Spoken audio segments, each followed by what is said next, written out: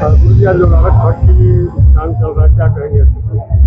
देखिए, भगवान सूर्य का वह रूप उदीयमान जो होता है वो लोलार्क कहा जाता है। और लोलार्क षष्ठी की बहुत बड़ी मान्यता है। हमारे सनातन परंपरा में सूर्य पंचदेवों में एक प्रधान देवता है।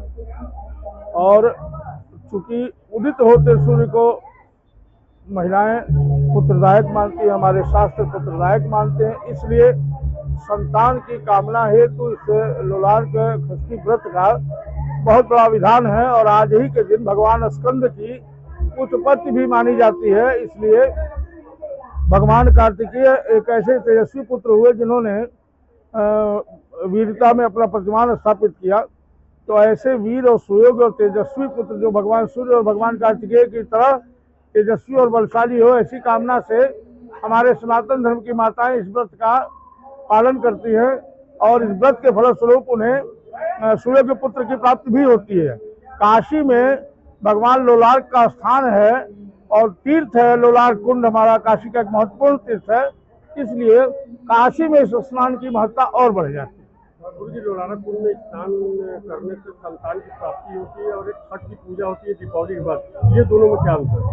वो संतान के लिए ही नहीं होता है, वो समस्त कामनाओं की पूर्ति करने वाला षष्ठी व्रत है, जिसमें एक साथ दो लोगों की पूजा होती है। सायंकाल देवी षष्ठी की पूजा होती है, जो बालकों की अधिष्ठात्री है। हम सनातन धर्म में हर घर में बालक जब पैदा होता है तो छठवें दिन छठी माता की पूजा होती है। तो सायंकाल जो छठ में पूजा होती है वो षष्ठी माता की होती है। और प्रातः काल जो पूजा होती है वो भगवान सूर्य की होती है। तो वो समस्त कामनाओं की पूर्ति करने वाला है। यह जो स्नान चल रहा है यह संतान पूर्ति विषयक है कि संतानहीनता जिनके पास है उनको संतान की प्राप्ति या विशेषता उसके लिए व्रत होता है। मैडम, परिचय बता दीजिए। शालिनी राय फ्रॉम लखनऊ। मैडम, क्या यहाँ की महत्वता है जो आप लोनारक कुंड में दर्शन करने आई हैं?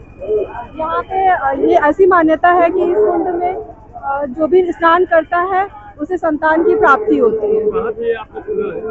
ये मैंने गूगल पे सर्च करके पढ़ा है। और बाकी हम लोग के जो भी बड़े लोग हैं वो लोग बताते हैं कि ऐसी मान्यता है इस चीज़ की। फल भी यहाँ छोड़ा जाता है क्या? कोई हाँ, यहाँ पे शायद आई थिंक कोई सब्जी होती है वो छोड़ा जाता है, जैसे कद्दू छोड़ दिया जाता है और कुछ और भी सब्जियां होती हैं जो यहाँ मतलब गुप्त दान किया जाता है, जो किसी को बताया नहीं जाता तो है। भविष्य में कभी खाया जाता है कि नहीं?